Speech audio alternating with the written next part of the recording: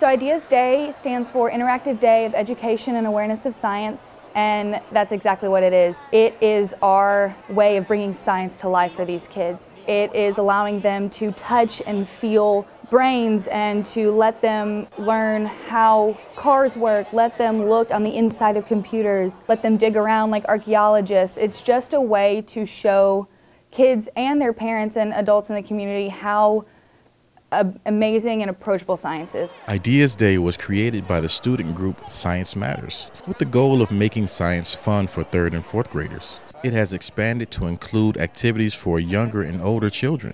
And this year, there is even a research symposium for undergrads and LSU Health Shreveport students. The goal of Ideas Day is to teach those in the community, parents, adults, children, about what science can be.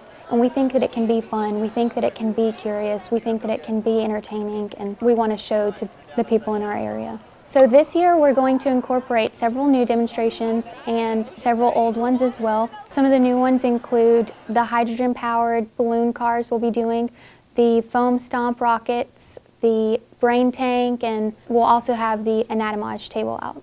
Ideas Day is important because literature and studies have shown that children who are encouraged to get interested about science and to stay in science are more likely to choose science-related fields later on, high school, college, etc. We want to show them that curiosity is the path to discovery, and we want that curiosity to start with ideas.